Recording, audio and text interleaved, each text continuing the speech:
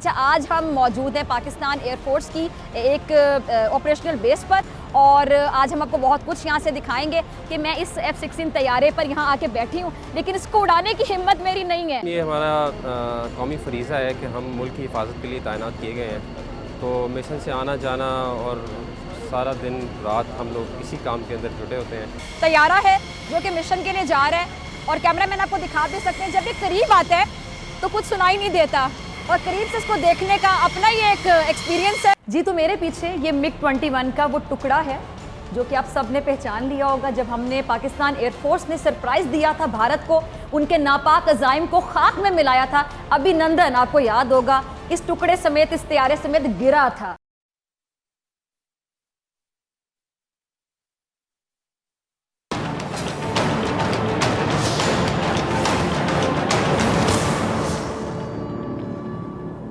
अस्सलामुअलैकुम, मैं हूं डॉक्टर फ़िज़ा और आप देख रहे हैं ऐसे नहीं चलेगा का स्पेशल प्रोग्राम। आज यौम दिफ़ा है और पाकिस्तान में पूरी कौम, आपको पता है कि जिस तरह 6 सितंबर को यौम दिफ़ा बड़े जोश और जज्बे से मनाती है हर साल, इस साल भी बड़े जोश और जज्बे के साथ यौम दिफ़ा मनाया जा रहा है, डिफेंस डे को मनाया जा रहा है। अच्छा, आज हम मौजूद हैं पाकिस्तान एयरफोर्स की एक ऑपरेशनल बेस पर और आज हम आपको बहुत कुछ यहाँ से दिखाएंगे। उससे पहले ज़रा 1965 के हवाले से मैं बात करना चाहूँगी। 1965 में जब पाकिस्तान को बने हुए 18 साल हुए थे, यानी 2 डेकेड्स पूरी नहीं हुई थी, तो भारत जो कि पाकिस्तान के वजूद को हजम नहीं कर पा रहा था, भारत की आंखों में खटकता था पाकिस्तान का वजूद, तो भारत ने पाकिस्तान पे हमला करने की कोशिश की, पाकिस्तान को मैली आंख से देखने की कोशिश की। और हमारा मुल्क जो कि अगर हम देखें फ़ौज के लिहाज से कि हमारे पास तादाद उतनी ज़्यादा नहीं थी जितनी भारत के पास थी। भारत ना सिर्फ रकबे में बड़ा मुल्क था बल्कि भारत के पास फ़ौजियों की तादाद ज़्यादा थी, भारत के पास इक्विपमेंट बहुत ज़्यादा था, भारत के पास पैसे थे, भारत के पास बजट था। लेकिन हमारी फ़ौजियों की तादाद बेशक कम थी,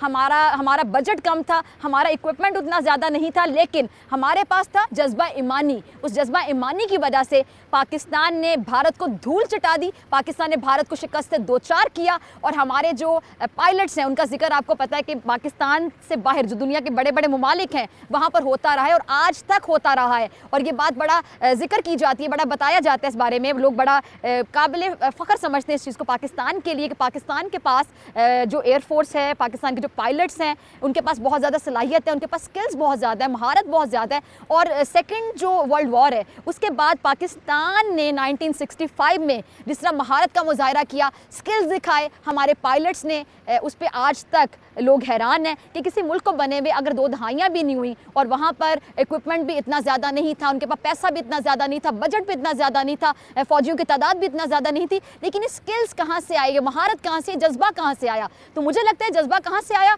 क्योंकि पाकिस्तान का वजूद अमल में आया था इस्लाम के नाम पर, और जो इस्लाम के नाम पे मुल्क बना है वहाँ पे हमारे जो जितने भी एयरफोर्स के जितने भी हमारे पायलट्स हैं जिन्होंने 1965 की जंग में भारत को धूल चटाई, शिकस्त से दो चार किया, ये जो जज्बा ईमानी है, ये ईमान का जज्बा है। और बतौर मुसलमान हमारा यकीन है, ग़ज़वा बदर को अगर आप पढ़ें कि वहाँ भी मुसलमानों की तादाद बहुत कम थी लेकिन जज्बा बहुत ज़्यादा था। तो ये जो जज्बा होता है ये सब कुछ होता है। आज हम आपको ये भी दिखाएँगे।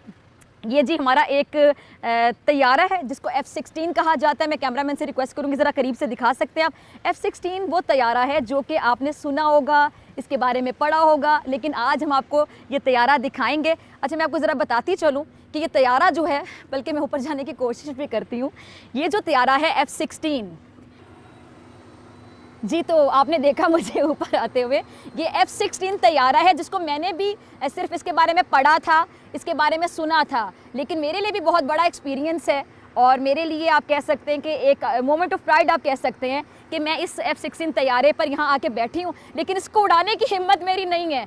जो पायलट इसको उड़ाते हैं बड़ी हिम्मत चाहिए होती है, बड़ा जिगरा चाहिए होता है। और मैं यहाँ बात कर रही थी किसी से, मुझे बता रहे थे एक स्क्वाड्रन लीडर कि जी 40 साल हो गए हैं इस तैयारे को बने हुए, इस तैयारे को हवाओं में उड़ते हुए, और 40 साल से इसने दुश्मन को ना कुछ चने चबवाए हुए हैं और आइंदा भी चबवाएगा। आपको याद होगा कि अभी जो 2019 में 27 फरवरी को बड़ा शौक था भारत को एडवेंचर करने का, अभिनंदन आया था। तो हमारी जो पाक फ़ौज है, पाक फ़ौज को मैं जितना सलाम पेश करूँ उतना कम है कि हमारी पाक फ़ौज के जो बहादुर हमारे पायलट्स हैं उन्होंने ना कुछ चने चबवाए, अभिनंदन को उसके त्यारे समेत मार गिराया, नीचे गिराया। अच्छा, यहाँ मैं ज़रा लाइटर नोट में बात करना चाहूँगी कि हम अक्सर भारतीय मूवीज़ देखते हैं तो उसमें जो उनके हीरो होते हैं लाइक अजय देवगन, सनी देओल, वहाँ पे तो बड़ा वो दिखाते हैं कि जी वो बड़े बहादुर होते हैं और ना जाने क्या क्या कुछ कर रहे होते हैं, क्योंकि स्टंट कर रहे होते हैं ना। लेकिन रियल लाइफ में जो उनके हीरो हैं अभिनंदन, वो कैसे नीचे गिरे, हमारे फौजियों को सलाम है कि उन्होंने कैसे उनको नीचे गिराया। फिल्में बनाते हैं तारे ज़मीन पर, लेकिन हकीकत ये होती है कि तैयारे सीधे ज़मीन पर आ गिरते हैं। तो आज हम सलाम पेश करेंगे पाकिस्तान एयरफोर्स के तमाम जो पायलट्स हैं। अच्छा, मुझे यहाँ पे एम आलम भी याद आ गए, किसको याद नहीं होंगे एम आलम जैसा बहादुर एक पायलट, जिन्होंने 2 मिनट से कम टाइम था जिसमें उन्होंने 5 तैयारे मार गिराए थे, भारत के 5 तैयारे। और ये बड़ी बात है भाई, ये बहुत बड़ा क्रेडिट है पाकिस्तान के पास और पाकिस्तानी एयरफोर्स के पास। मैं दोबारा कहना चाहूँगी कि जज्बा ईमानी, जो ईमान की ताकत होती है, ईमान का जज्बा होता है, वो सबसे बड़ा स्किल होता है, सबसे बड़ी महारत होता है। दुनिया भी मानती है कि पाकिस्तान की एयरफोर्स दुनिया की बेहतरीन एयरफोर्सेस में शुमार की जाती है और जो पाकिस्तान के तैयारे हैं ये भी बेहतरीन तैयारों में शुमार किए जाते हैं। और दूसरी जानिब आप इंडिया के तैयारे देख सकते हैं, MiG-21 आए दिन गिर रहे होते हैं उनके तैयारे। फिर उसकी जो कहानी है वो भी आपको मैं अक्सर प्रोग्राम में सुनाती रहती हूँ। चलिए जी, और भी बहुत सी चीज़ें वो भी आपको दिखाते हैं। हम ऑपरेशनल स्क्वाड्रन के इस टाइम पे क्रू रूम में जा रहे हैं, जो कि आप लाउंज भी कह सकते हैं, जहाँ पे जो पायलट्स हैं वो रिफ़्रेश होने के लिए आते हैं। यहाँ पे आपको खाना भी मिलता है, आपको कॉफ़ी मिलती है, चाय मिलती है। चलिए आइए जाते हैं अंदर और जाके हम बात करते हैं कि जी वहाँ पे पायलट्स क्या कर रहे होंगे। अस्सलाम वालेकुम जी। तो ये मेरे साथ जी मौजूद हैं। अच्छा, पहले मैं बता दूं जितने लोग देख रहे हैं कि जी इनमें फ़ाइटर पायलट्स भी होते हैं। आप लोगों को ये यूनिफॉर्म जब पहना होता है तो ज़्यादातर लोगों को ये लगता है एयरफोर्स में सारे जो पायलट्स होंगे, एक मतलब सोच पहले यही आती है। अच्छा, अब आपको बता दूं कि फ़ाइटर पायलट्स भी होते हैं और इसके अलावा एयर डिफेंस कंट्रोलर्स भी होते हैं। और इनको आप अगर कंबाइन कर लें तो ये जी कॉम्बैट क्रू आप इसको कह सकते हैं, कॉम्बैट क्रू। अच्छा, इसमें फ़ाइटर पायलट कौन है, एयर डिफेंस कंट्रोलर कौन है और अपने अपने फ़राइज़ कैसे अंजाम देते हैं और ये रिफ़्रेश होने के लिए यहाँ पर आते हैं। यकीनी तौर पे पूरा टाइम तो नहीं यहाँ बैठ सकते हैं, बहुत काम करना पड़ता है, कभी कभी फिर यहाँ पर आते हैं, फिर क्या एक्टिविटीज़ होती है। तो हम शुरू करेंगे आपसे। आप यहाँ पे फाइटर पायलट हैं, एयर डिफेंस कंट्रोलर हैं, क्या फ़राइज़ अंजाम दे रहे हैं? मैम, मैं स्क्वाड्रन लीडर रहीम हूँ जी। और I am basically fighter controller. ठीक है, सो फाइटर कंट्रोलर, ठीक है जी। अच्छा, फाइटर कंट्रोलर ये जो काम है, या ज़रा आप आम अल्फाज में अगर नाज़रीन को समझाना चाहें कि फ़ाइटर कंट्रोलर का क्या काम होता है। जिस तरह अगर जहाज़ जाता है, जो मुझे समझ आ रही है, तो फिर नीचे से जो कंट्रोल रूम से आप कंट्रोल करते हैं, पायलट के साथ राब्ते में रहते हैं जो फ्लाई कर रहे होते हैं। जी ma'am, basically our job is we are eyes in the skies. So we have the broader picture. वहाँ से हमें across the border trans frontier सब कुछ हमें नज़र आ रहा होता है, रडार स्कोप पे सब कुछ नज़र आ रहा होता है। तो उसके बेस पे हम जब भी हमारे जहाज़ उड़ते हैं तो हमारे पास वो रेडियो कॉन्टेक्ट में होते हैं। अच्छा।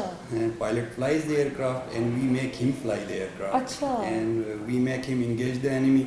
और अल्टीमेटली हमारे टीम वर्क ही है जो अल्टीमेट किल अचीव करता है और वी अचीव द टारगेट। ठीक है जी, यानी दुश्मन इनसे डर रहा होता है, ये दुश्मन पे पूरी नज़र रखे हुए होते हैं। जी मैम। ठीक है जी। अच्छा, ये एक वक्त पे जो बेस में जब ये फ्लाई करते हैं फाइटर पायलट, तो फिर कितने जो एयर डिफेंस कंट्रोलर्स हैं वो उनको कंट्रोल कर रहे होते हैं एक जहाज़ को? एक सवाल आता है ना ज़हन में। जी ma'am, air defence operation is 24 hour duty. ठीक है। इसमें जितने भी रिक्वायर, जैसे एक जहाज़ जब जा रहा है तो पायलट तो उसमें एक होगा, एक पैर के साथ, एक या जहाज के पैर के साथ जनरली एक फाइटर कंट्रोलर होता है। ठीक है। एक जहाज के पैर के साथ। ठीक है। लेकिन वो डिपेंडिंग अपॉन द मिशन, एक जहाज साथ एक कंट्रोलर भी हो सकता है और डिपेंडिंग अपॉन रिक्वायरमेंट एक पैर के साथ एक फाइटर कंट्रोलर हो सकता है। ठीक है जी। अच्छा जी, हमारे साथ अता मौजूद हैं और हम सलमान से भी बात करेंगे। अब आप में से फाइटर पायलट कौन है? जी सलमान। तो सलमान, आप फाइटर पायलट हैं। फाइटर पायलट नाम सुनते सब लोगों का, अच्छा बचपन में सबको शौक होता है, लड़कियों को शौक होता है कि हम डॉक्टर बनेंगे और लड़कों को शौक होता है कि हम फाइटर पायलट बनेंगे। आज के लड़कियों कोशिश भी, हाँ लड़कियों को भी शौक है। अच्छा, मुझे बड़ी अच्छी लगती हैं लड़कियां बाय द वे यूनिफॉर्म में, और अगर लड़कियां जहाज चला रही हों, क्योंकि लड़कियों को ज्यादातर समझा जाता है कि कुछ नहीं कर सकती हैं और लड़के समझते थे कि भाई हम बड़े डोमिनेटिंग और रिसेसिव हैं। तो अब लड़कियां जब जहाज भी उड़ाएंगे तो फिर पीछे क्या रह गया? सब कुछ तो कर लिया। बिल्कुल सब कुछ कर लिया। तो अच्छा, ये मुझे ज़रा बताइएगा, जो फाइटर पायलट बनने का शुरू से शौक था, बचपन से शौक था, या ये माँ बाप की ख्वाहिश थी, या आपकी अपनी भी ख्वाहिश थी? फिर आप आए, कैसे आप यहाँ पर आए, आपका जो शुरू का सफ़र था अब तक, अपना एक्सपीरियंस ज़रा शेयर कीजिएगा। मेरे फादर भी एयरफोर्स में थे। ठीक है। और तो बचपन से ही वो माहौल देखा था जहाज़ों को उड़ते हुए। तो उस वक्त से ही बेसिकली इरादा कर लिया था कि एयरफोर्स में जाना है और फ्लाइंग करनी है। तो बाकी अल्लाह ताला का जो करम हुआ, इसमें आप ज़्यादा कुछ कर नहीं सकते बिकॉज इसमें किस्मत भी बड़ा काउंट करती है ना। एग्जैक्टली किस्मत बहुत मैटर करती है। आप अपनी मेहनत कर सकते हैं लेकिन अल्टीमेटली आपकी लक जो है वो बहुत मैटर करती है बिकॉज जो क्राइटेरिया है सिलेक्शन का वो बड़ा टफ है, बहुत टफ है। मेडिकल क्राइटेरिया बहुत टफ है। तो जिसमें आई साइड जरा सी भी वीक हुई या आपका हाइट जो है, बिल्कुल eyesight is one aspect and there are hundreds of other aspect. Different eyes के अलावा आपकी और बहुत सी ऐसी चीज़ें होती हैं ह्यूमन बॉडी के अंदर जो फ्लाइंग के लिए फिट नहीं होती। ठीक है। खैर उसके बाद जब एक बड़ा रिगरस किस्म का सिलेक्शन क्राइटेरिया, उसके बाद आप सेलेक्ट होते हैं, you go through a boot camp for initial few years and then you end up in your first cockpit which is trainer aircraft. ठीक है। We have super Mushshak which is a trainer aircraft. मतलब start आप वहाँ से लेते हैं। तो वहाँ पे अगेन जो इतनी सारी प्रोसेस से गुजर के आए होते हैं, when they end up into actual flying, so again there are issues, कुछ को वॉमिट होता है तो again they can not make it, so it continues to filter down, तो वो सस्पेंड हो जाते हैं हमारे साथ। जो अच्छा, सस्पेंड भी हो जाते हैं। बिल्कुल एरोमेटिकल इश्यूज़ की वजह से किसी को वॉमिट हो जाता है। अरे सब कह रहे हैं कि कभी इस तरह की हाइट होती है कि वो किसी में आप फिट आ जाते हैं, किसी में नहीं आते हैं, तो फिर वो भी बड़ा चूजी सा हो जाता होगा कि आप सिर्फ ये जहाज उड़ा सकते हैं, ये नहीं उड़ा सकते। बिल्कुल ऐसे तो वो बड़ा एक ऐसी सिचुएशन हो जाती होगी कि जो ठीक है, ठीक है। अच्छा जी, हमारे पास अता भी हैं। अता हमारे साथ हैं जी। अता, आप भी फाइटर पायलट हैं? नहीं, मैं फाइटर कंट्रोलर हूँ। जिस ठीक है तरह जी। आपने अभी स्क्वाड्रन रहीम से बात की ठीक है, है। उसी तरह मैं भी फाइटर कंट्रोलर। ठीक है। फाइटर कंट्रोलर का क्या काम होता है, ये आप कैसे फ़राइज़ अपने अंजाम देते हैं, ज़रा आप अपने नाज़िन के साथ शेयर कीजिएगा। Very promptly said by squadron Rahim. Actually अगर बड़े आसान लफ्ज़ों में बताएं तो जब भी कोई दुश्मन का तैयारा अगर हमारी तरफ आने की कोशिश भी करे या मैली आंख से देखने की कोशिश मैली आँख से देखने की कोशिश भी करे, तो सबसे पहला रिस्पॉन्स जो है वो एक फाइटर कंट्रोलर की तरफ से जनरेट होता है और उसका अमली जो है सबूत वो फाइटर पायलट्स जब हवा में होते हैं उससे आपको पता ठीक चलता है। है। So we are the people who make those aircraft fly towards the enemy aircraft and make an engagement सही। पॉसिबल। ठीक so that is what it is. और हमारा काम सिर्फ एयरक्राफ्ट को दूसरे दुश्मन के तैयारी की तरफ से लेके जाना नहीं है, बल्कि उसको फाइटर एयरक्राफ्ट के साथ इंटरसेप्ट करवाना या ground based air defence systems जो कि हमारे सर्फेस टू एयर मिसाइल्स हैं उनके साथ भी इंटरसेप्ट करवाना होता है। अच्छा, एक सवाल मेरे जहन में आ रहा है, जितने भी लोग अभी देख रहे होंगे उनके जहन में भी सवाल आएगा। ये जो अगर दुश्मन का कोई तैयारा आपको रडार पे नज़र आता है तो ये आप सायरन बजते हैं और फ़ौरन आप लोगों के पास एक टाइम होता है, वो फिर मैं इतनी डिटेल में नहीं जाती, शायद आप भी नहीं जाना चाहेंगे। वो जो टाइम होता है, जो भी वो टाइम होता है, उसमें आपने फ़ौरन भाग के जाना है जहाज़ तक, तो वो पूरा ज़रा सिस्टम थोड़ा सा जितना आप एक्सप्लेन कर सकें। हम जहाँ पे हम कहीं पे भी बैठे हों, लेट्स से हम अभी ठीक है। यहाँ पर बैठे हैं, तो हमें चाहे कराची में, चाहे नॉर्थ में, वेस्ट में, ईस्ट में, कहीं पे भी कोई दुश्मन का तैयारा एक हॉस्टाइल एक्ट करते हुए नजर आता है और हमारी तरफ आने की कोशिश करने की कोशिश करता ठीक है। है, तो हम लोग एक एयर डिफेंस रिस्पॉन्स जनरेट करते हैं। हमारे पायलट्स एयर डिफेंस अलर्ट पे बैठे होते हैं हर वक्त, 24 hours 24/7 they are on air defence alert, और वो एक रिस्पांस जनरेट होता है। जिस तरह आपने बताया, एक सायरन बजेगा, वो एयरक्राफ्ट पे जाएंगे, the aircraft is going to get airborne, और वो हमारे साथ आरटी के ऊपर आ जाते हैं। फिर हम लोग उनको गाइड करते हैं टुवर्ड्स दैट हॉस्टाइल एयरक्राफ्ट और उसको इंटरसेप्ट करते हैं। अगर हमारे पास उसका फ्लाइट प्लान ना हो या आइडेंटिफिकेशन ना हो और हमें पता हो कि दुश्मन का तैयारा है, तो फिर हम उसको इंगेज करते हैं। अच्छा, मैं ज़रा रिफ्रेशमेंट के बारे से बात करना चाहूँगी। आप लोगों की ज़ाहिर बात है ड्यूटी आवर्स ऐसे होते हैं, आप लोगों का काम बड़ा मुश्किल होता है, फ्लाइंग करना आसान नहीं होता है। जेट तैयारों को जब आप देखते हैं और फिर दुश्मन जिस तरह डरता है हमारे जेट तैयारों से, और हमारी पाकिस्तान एयरफोर्स का नाम, बड़े बड़े जो ममालिक हैं, जो रकबे में हमसे बड़े हैं, बजट में हमसे बड़े हैं, उनके पास इक्विपमेंट्स भी बहुत ज़्यादा होंगे, वो हमारे एयरफोर्स की तारीफ़ के बगैर नहीं रह सकते हैं, हमारे तैयारों की तारीफ़ के बगैर नहीं रह सकते हैं, हमारी जो पायलट्स की महारत है, स्किल्स हैं, इनकी तारीफ़ के बगैर नहीं रह सकते हैं। तो ये आपका काम बड़ा मुश्किल होता है। ये जो आपका रिफ़्रेशमेंट एक रूम है, ये क्रू आप इसको रूम कहते हैं, यहाँ पे आप आते हैं तो आप कैसे रिफ़्रेश होते हैं? मतलब गपशप भी करते हैं? बहुत से लोग जानना चाहते हैं कि आप लोगों की जो आम ज़िंदगी है काम से हट के, वो मतलब नॉर्मल लोगों की तरह होती है? लाइक मूवीज़ भी देखते हैं, गपशप भी करते हैं, म्यूज़िक भी सुनते हैं, क्या रूटीन होती है? जो काम हम करते हैं वो थोड़ा सा टाइम कंप्रेस्ड होता है और डिमांडिंग होता है, तो उससे एक छोटी सी ब्रेक लेने के लिए हम यहाँ पे आते हैं। इट्स इजी प्लेस जहाँ पे हम थोड़ी देर बैठ के रिलैक्स हो सकते हैं। एक टीवी भी लगा हुआ है, हम न्यूज़ भी देख लेते हैं इसके ऊपर, और वैसे जनरल इन्फॉर्मेशन के लिए besides we have a T bar, ये चाय भी आपने पी है। चाय बहुत अच्छी चाय है, बिल्कुल। जैसे भी हाल ही में अभिनंदन गिरा, आया पहले, किसने कहा था कि आते आपको हमारी पाकिस्तान एयरफोर्स का नहीं पता था, आपकी इसी तरह दुर्गत बनानी थी, सब बनी और पूरी दुनिया में आपकी जगह आई हुई, अभिनंदन गिरे त्यारे समेत। अच्छा, अब वो जो जब एक पायलट की बहुत बड़ी अचीवमेंट होती है, जिससे हम सबकी इंडिविजुअली अपनी ज़िंदगियों में अचीवमेंट होती है, हम अपनी अचीवमेंट को सेलिब्रेट करते हैं, हमारे दोस्त कहते हैं जी ट्रीट दें, ट्रीट बनती है, तो ये तो आप लोगों की तो सबसे बड़ी अचीवमेंट होती है, पूरी कौम सेलिब्रेट कर रही होती है जब पायलट इस तरह, जिस तरह हमारा रिवायती रे भारत अभिनंदन का जहाज़ गिरा, MiG-21 गिरा, जिसको बाहर वो लगाया भी गया, आपको दिखाएंगे भी। अच्छा, मुझे बताएं कि उसके बाद आपकी पायलट की जो आप सबकी जो खुशी होती है वो कितनी दीदनी होती है, कैसे आप लोग सेलिब्रेट करते हैं, या वो उस पायलट की जो अचीवमेंट होती है जो बेसिकली पूरी कौम उसका प्राइड ले रही होती है, तो वो आप उसे ट्रीट मांगते हैं, क्या करते हैं, कैसे सेलिब्रेट करते हैं, सीखते हैं, वो थोड़ा एक्सपीरियंस शेयर कीजिएगा।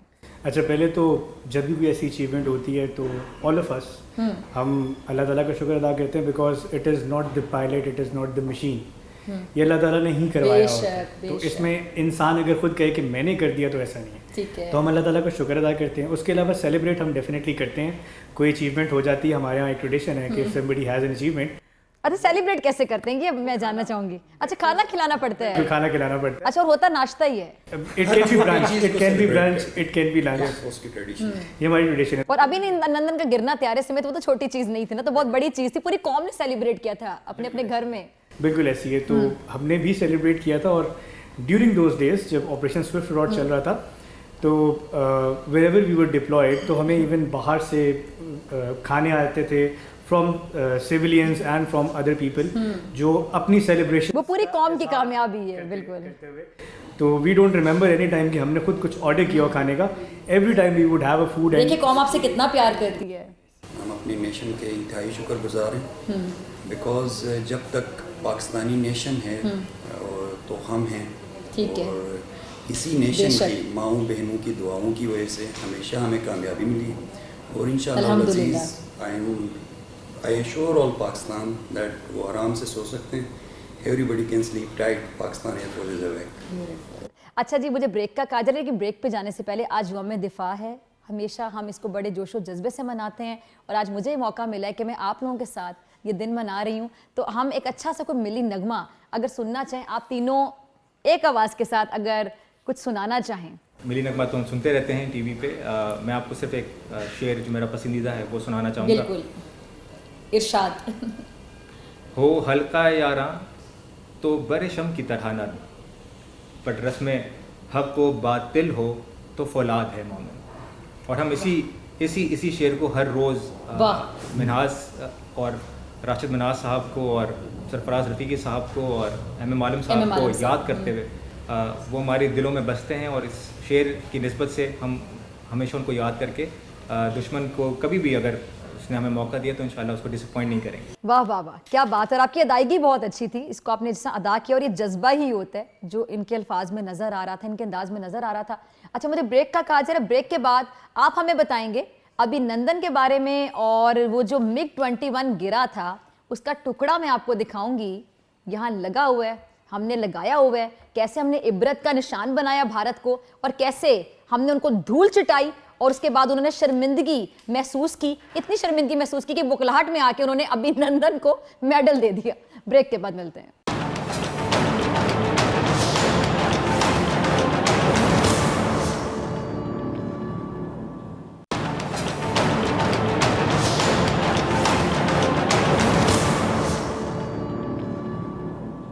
जी, तो मेरे पीछे ये MiG-21 का वो टुकड़ा है जो कि आप सब ने पहचान लिया होगा, जब हमने पाकिस्तान एयरफोर्स ने सरप्राइज दिया था भारत को, उनके नापाक अजाइम को खाक में मिलाया था। अभिनंदन, आपको याद होगा, इस टुकड़े समेत, इस तैयारे समेत गिरा था पाकिस्तान की ज़मीन पर, और फिर उसको हमने अच्छी सी चाय पिलाई थी। और आपको पता है कि भारत तो 1965 से पाकिस्तान की चाय पीने के ख्वाब देखता है, जिम खाना में नाश्ते के ख्वाब देखता है, लेकिन हमने उनके ख्वाब कभी पूरे नहीं होने दिए। अच्छा, ये टुकड़ा है, ये MiG-21 का वो टुकड़ा है, ज़रा देख लीजिएगा कैमरामैन, ज़रा आप इसको क्लोज करके दिखा सकते हैं कि ये MiG-21 जहाज़ का टुकड़ा है जो अभिनंदन गिरा था इसी जहाज में गिरा था। आपको ये भी याद होगा कि भारतीय मीडिया ने इस पर बड़ा प्रोपेगेंडा किया था और भारतीय मीडिया झूठ फैलाने में, प्रोपेगेंडा फैलाने में आपको पता है हमेशा आगे आगे रहता है मोदी की सरबराही में। और आपको याद होगा कि वहां पे जो इंडियन कुछ चैनल्स थे या एंकर्स थे वहां पे, और जो बेतुका तज्जिया दे रहे थे, एनालिसिस दे रहे थे जिसका सर पैर धड़ कुछ भी नहीं था, और वो ये बताने की कोशिश कर रहे थे कि जी वो जो जहाज था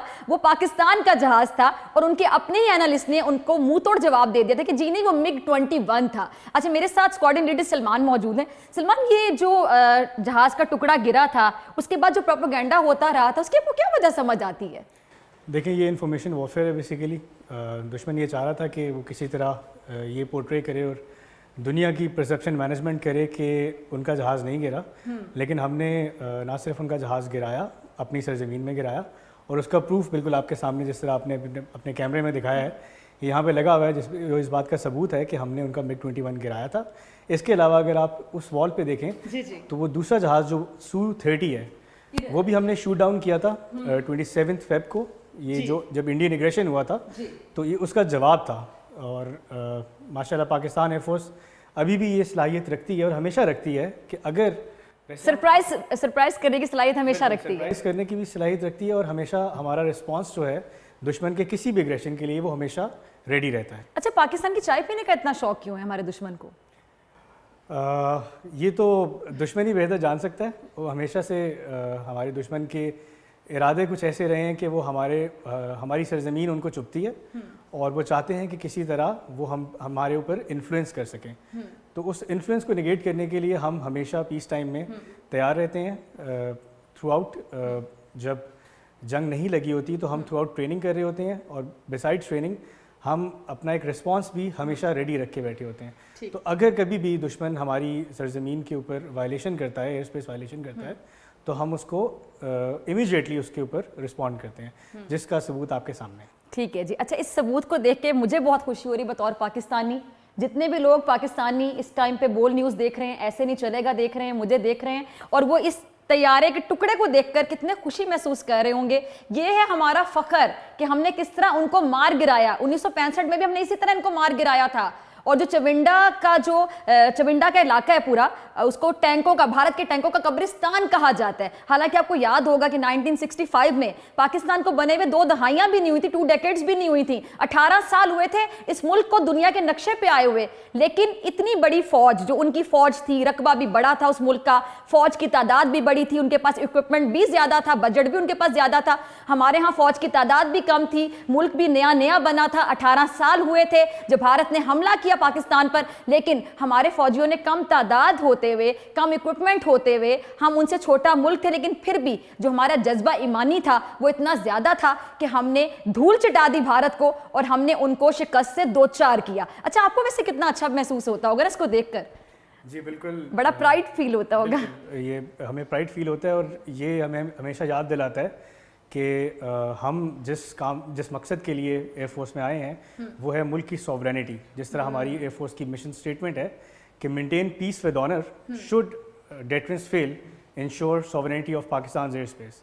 जिसका मतलब ये है कि हम हमेशा अमन पसंद रहेंगे ऑनर के साथ, लेकिन अगर हमारी ऑनर को या हमारी एयर स्पेस को वायलेट करने की कोशिश की गई तो हम उसको मुंह तोड़ जवाब देकर हमने दिया भी। अच्छा, लास्ट में एक लाइटर नोट पे सवाल पूछना चाहूंगी कि भारत की बुखलाहट आपको नजर आती है, इसमें कंफ्यूजन नजर आती है कि ये मतलब बेसिकली जिल्लत थी अभिनंदन की, भारत की, इनके MiG-21 की, और वो उसको मेडल्स दे रहे थे।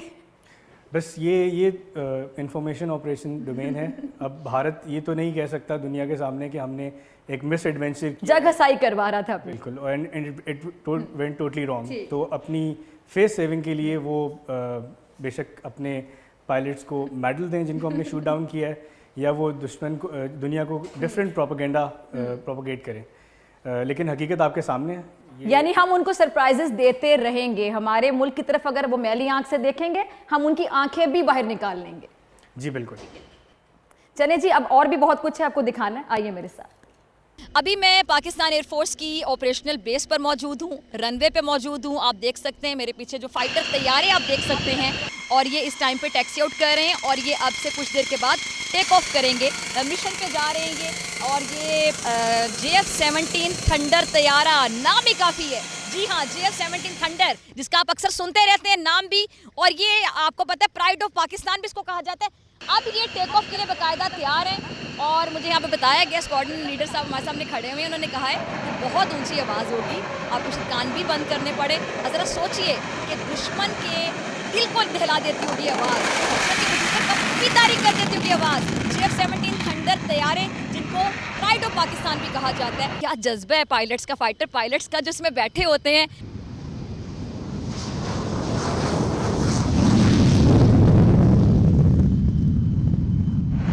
परवाज के लिए तैयार है, टेक ऑफ कर रहे हैं दूसरा JF-17 थंडर तैयारा।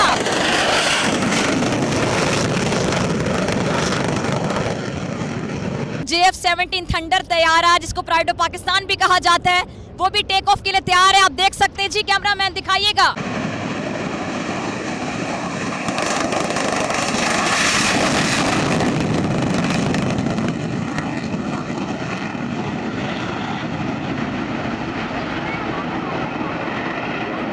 जज्बा है हमारे फाइटर पायलट्स का, जो इस जहाज में बैठे हैं, इस जहाज को उड़ा रहे हैं, पाकिस्तान की सरहदों की हिफाजत कर रहे हैं। और दुश्मन के कानों में ये आवाज कैसे गूंजती होगी, दुश्मन के दिल को कैसे दहलाती होगी, दुश्मन के वजूद पर कैसे कपकपी तारी करती होगी, मेरे ख्याल से अंदाज़ा लगाना मुश्किल नहीं है। बहुत ही अच्छा लग रहा है यहाँ पर आकर, और मेरे ख्याल से आप लोग भी उतने अच्छा महसूस कर रहे होंगे। आज यौम दिफा है, पाकिस्तान का डिफेंस डे है, 6 सितंबर है। हमेशा की तरह कौम बड़े जोश व जज्बे के साथ इस दिन को मना रही है। और मुझे अब याद आ रहे हैं MM आलम साहब का नाम, जिन्होंने 2 मिनट से कम टाइम में 5 भारतीय तैयारों को मार गिराया था। और ज़रा याद कीजिए, पाकिस्तान को बने हुए 1965 में 2 दहाइयाँ नहीं हुई थी, क्या जज्बा था उस टाइम पर उन लोगों का। और इस टाइम पे भी जितने भी लोगों से हम बात करते हैं, जो पाकिस्तान एयरफोर्स का जज्बा है, आपने 2019 में भी देखा होगा, जब अभिनंदन को मार गिराया था 27 फरवरी 2019। आज हम यौम दिफा मना रहे हैं 6 सितंबर, और यहाँ पर आकर यकीन जानिए, एक तो हम पढ़ते थे, हम देखते थे, ख़बरों में देखना, पैकेजेस में देखना, हम उनके बारे में पढ़ते थे, इन तैयारों के बारे में, इनकी तस्वीर को देखना, लेकिन जब यहाँ पर आके इसकी आवाज़ को सुना तो पता चला कि भी JF थंडर तैयारे को ऐसे प्राइड ऑफ पाकिस्तान नहीं कहा जाता। तो दुश्मन हमारी तरफ मैली आंख से देखेगा भी,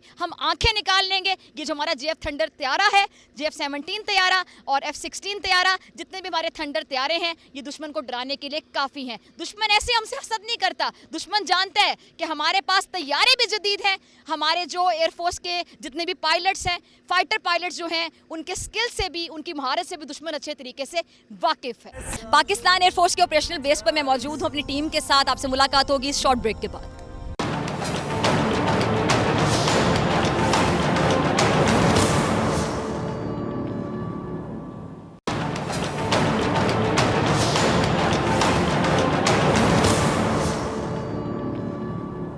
अच्छा जी, मेरे साथ इस टाइम पे स्क्वाड्रन लीडर उमर मौजूद हैं, और उमर अभी मिशन से आ रहे हैं और मिशन पे ही जा रहे हैं। मतलब मिशन से आना फिर दोबारा मिशन पे जाना, एक्सप्लेन करें ज़रा कैसा एक्सपीरियंस होता है।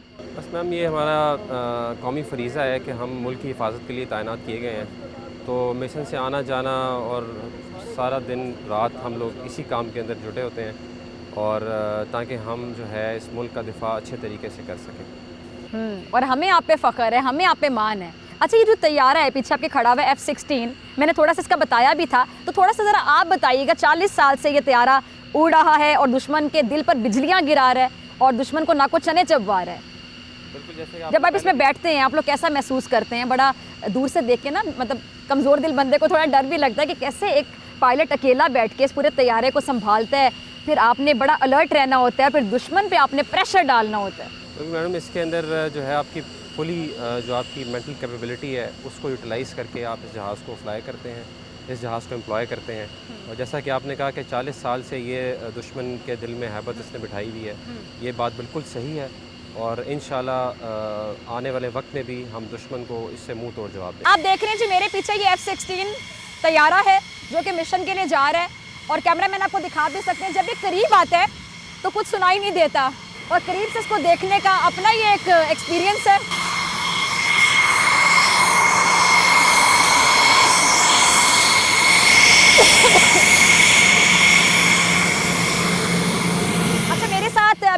एरोनॉटिक इंजीनियर चट्ठा साहब मौजूद हैं, इनसे बात करेंगे।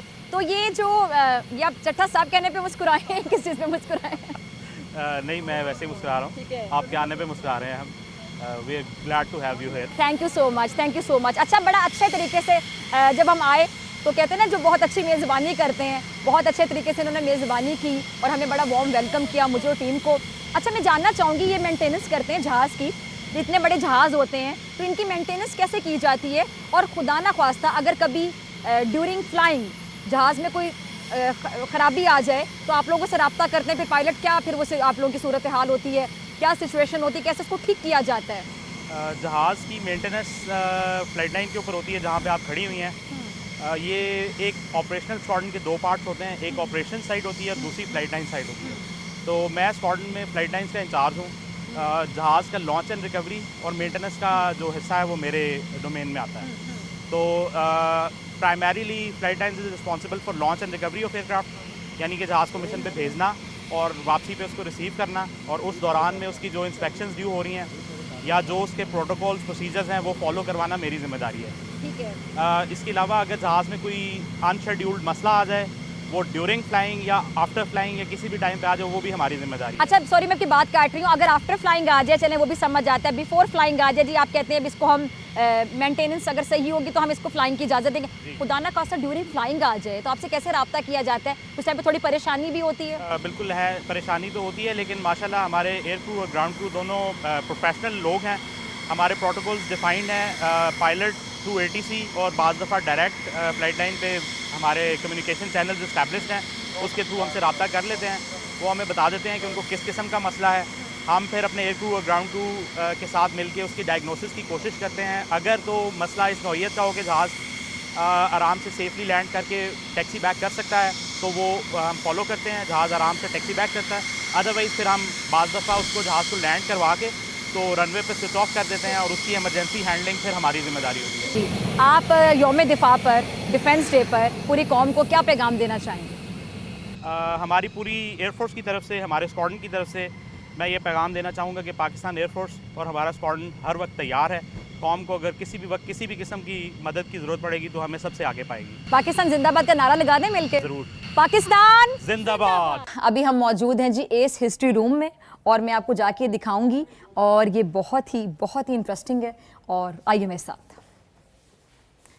जी। तो हम आ गए हैं जी एस हिस्ट्री रूम में, जैसे कि नाम से ही आपको समझ आ गई है कि हिस्ट्री रूम। और हमारे साथ मौजूद है जी स्क्वाड्रन लीडर रहीम। हमें आप गाइड करेंगे कि ये सब साथ साथ हमें एक्सप्लेन भी करेंगे और ये तो मुझे भी बहुत अच्छा लग रहा है। जल्दी से जानना शुरू करते हैं जी, यहाँ से शुरू करते हैं। Ma'am, basically welcome to Air Power Center of Excellence History Room. Thank you. यहाँ पे हम initially once inception of Pakistan early 50s में यहाँ फ्लाइट लीडर स्कूल बनाया गया था, जिसका मेन मकसद एयर वॉरियर्स को तैयार करना for subsequent combat.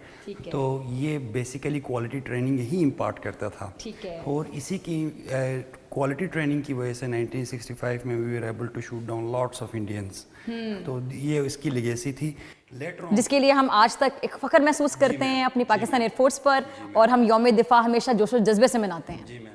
Letter on days में इस स्कूल को, फ्लाइट लीडर स्कूल को फर्दर अपग्रेड किया गया and it was elevated to combat commander school. ठीक है जी। तो ये टिल डेट अभी इस वक्त तक ये अभी काम कर रहा है। It's producing quality air warriors for Pakistan air force. Legendary MM Alam with his air particular aircraft we shot down 5 Indian aircraft, जिन्होंने इतना बड़ा एक रिकॉर्ड बनाया था। बिल्कुल कि 5 भारतीय तैयारे इन्होंने मार गिराए थे 2 मिनट से कम टाइम में। This legendary MM Alam followed by legendary Sajad Haider who led strike onto Pathankot, जो अभी भी टेक्स्ट बुक्स में पढ़ाया जाता है, जो इतनी सक्सेसफुल स्ट्राइक थी पाकिस्तान की इंडिया के ऊपर। लेटर ऑन जिस तरह मैंने आपको बताया, इसको एलिवेट करके फर्दर अपग्रेड करके इसकी ट्रेनिंग में क्वालिटी का अंसर डाल के इसको कॉम्बैट कमांडर स्कूल में चेंज कर दिया गया। फिर जो पॉइनियर्स है उस ज़माने के, जो लीडर्स है जिन्होंने इस चीज़ को कंसीव किया और इसको प्रैक्टिकली इम्प्लाई किया, उनकी तस्वीरें आपके सामने। इसको हमने हिस्ट्री की शक्ल में प्रिजर्व किया, आर्काइव किया है। खूबसूरत। उसके बाद लेटर ऑन जब एयरफोर्स ने देखा कि जो जंग की जिद्दत है वो रोज़ बरोज़ चेंज हो रही है, तो उसको जहन में रखते हुए, क्योंकि सिर्फ़ और सिर्फ जो फाइटिंग का एलिमेंट था उसके साथ उन्होंने फर्दर इसको बाइफरकेट करते हुए मुख्तलिफ स्कूल्स में इसको डिवाइड किया गया। हर एक स्कूल का अपने रोल एंड टास्क बना, और इन सब स्कूलों का कंबाइन जो ट्रेनिंग सेटअप है इसको हम एस के नाम से याद रखते हैं।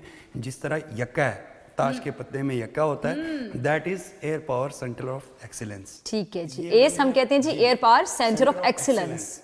तो you will as we told you earlier, यहाँ पर आपको हर वक्त जो प्रोफेशन में टॉप नॉच ऑफिसर्स हैं और मैन हैं, they will be serving here. इस सारे के सारे आइडिया को जिन लीडर्स ने, पाकिस्तान एयरफोर्स के जिन लीडर्स ने कंसीव किया, उनके तस्वीरें आपके सामने हैं। Air chief marshal Sohail Aman initially conceived the idea which was carried on as a legacy by air chief marshal Mujahid Anwar Khan. Then at present chief is pattern of AS, who is Air Chief Marshal Zahir Ahmad Babar Sidhu, निशान Imtiaz military is heading. और उसके अलावा जिस team ने इस dream को reality में तब्दील किया वो ये ऑफिसर्स हैं हमारे सामने, दीज आर शाइनिंग स्टार्स, जिन्होंने इस हमारे जो एस है इसको इस हद तक मतलब इसको तरक्की दी। It's as is actually a gear, just like works like a gear of a vehicle. इसमें हर जो यूनिट है अपनी ट्रेनिंग जो इम्पार्ट ये जरा आप आम अल्फाज में अगर समझाना चाहें देखने वालों को। जी मैम, तो इसमें तकरीबन 5 यूनिट्स हैं जो आपस में कोऑर्डिनेट, यानी कि मिल के आपस में कोऑर्डिनेटेड हम ट्रेनिंग इम्पार्ट करते हैं पूरे एयर क्रू को। हर एक यूनिट का अपना एक डेडिकेटेड टास्क है जिसको वो कंप्लीट करते हैं। तो उम्मीद करती हूँ मैं कि आपको आज का प्रोग्राम बहुत पसंद आया होगा। यौम दिफा जो कि हम हर साल 6 सितंबर को मनाते हैं बड़े जोशो जज्बे के साथ, और आज मैंने ये दिन मनाया अपनी टीम के साथ पाकिस्तान एयरफोर्स की ऑपरेशनल बेस पर। और मेरे साथ ये शाहीन मौजूद हैं, हमारे स्क्वाड्रन लीडर रहीम, और मेरे ख्याल से हमें पाकिस्तान जिंदाबाद के नारे के साथ नाज़रीन से इजाज़त लेनी चाहिए। उम्मीद करते हैं आपको प्रोग्राम पसंद आया होगा, और आप इसको यूट्यूब पे भी देख सकते हैं। बोल न्यूज़ ऐसे नहीं चलेगा, आज की तारीख लिखिएगा, यौम दिफा स्पेशल प्रोग्राम। पाकिस्तान जिंदाबाद।